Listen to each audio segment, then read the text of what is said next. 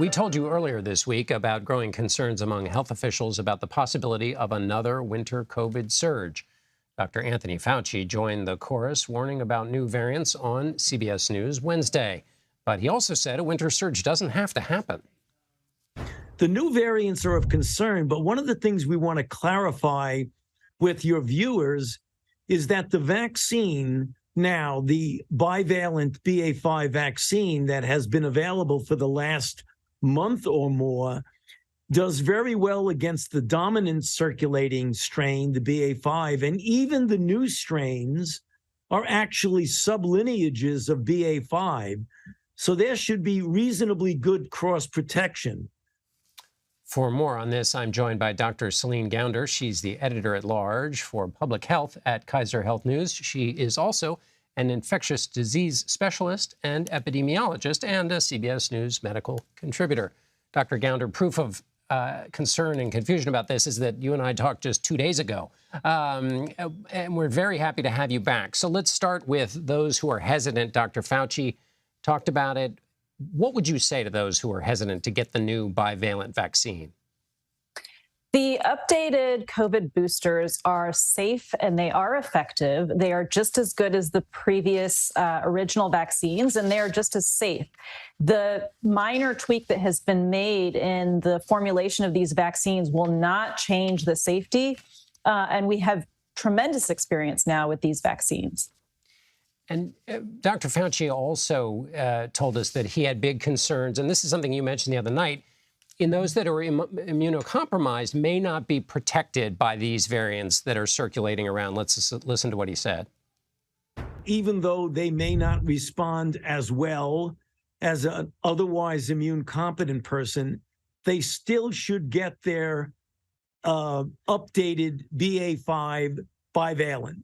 I think the idea that just because they're immune compromised that maybe the vaccine won't work as well is not a reason not to get your vaccine or not to get your boost. Dr. Fauci went on to say how there are very good antiviral therapies that work against all the variants, but set the level of concern for those with weakened immune systems for the therapies and the vaccines that are out there in terms of how concerned they should be in terms of their coverage. So being immunocompromised is a reason to get vaccinated and boosted. It's an indication. It means that you're at higher risk for getting COVID, for ending up with severe COVID.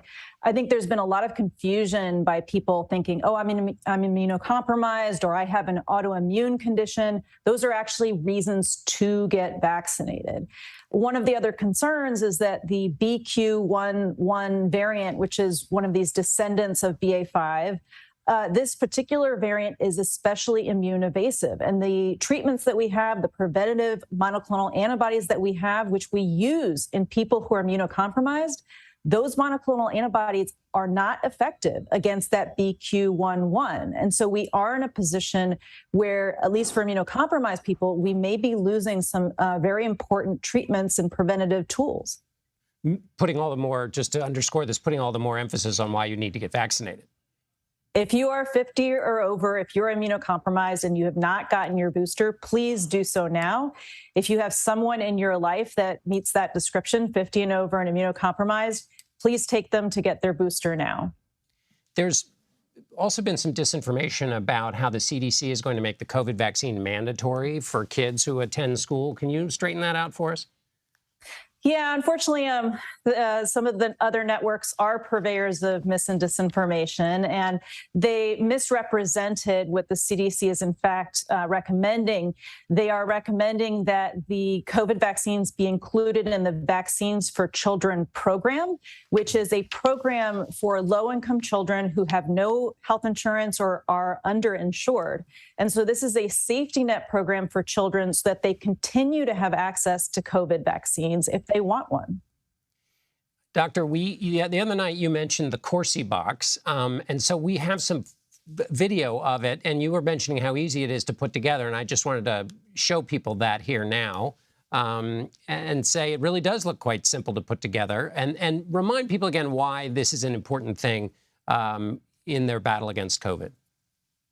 These Corsi boxes are a cheap and easy way to provide air filtration in your home. You can put one in your living room, your dining room, your family room, wherever it is that people congregate inside the home. And it reduces the amount of COVID virus in the air so that if you are gathering, say, over the holidays, over Thanksgiving, you can really dramatically reduce your risk of people getting infected. And basically, it's just a box of filters with a fan behind it. I want to ask you very quickly, Doctor, about the uptick in respiratory syncytial virus, RSV. You can help me with the pronunciation. What should parents know about that, and how should they protect their kids?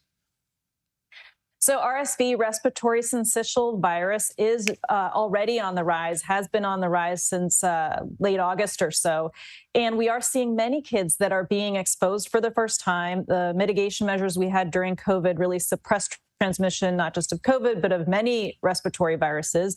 And so they're all being exposed all at once. And this can cause pretty severe disease, landing a lot of kids in the hospital, as we're seeing now. Respiratory syncytial virus. All right. Thank you, Dr. Gounder, for the pronunciation and everything else. We appreciate it.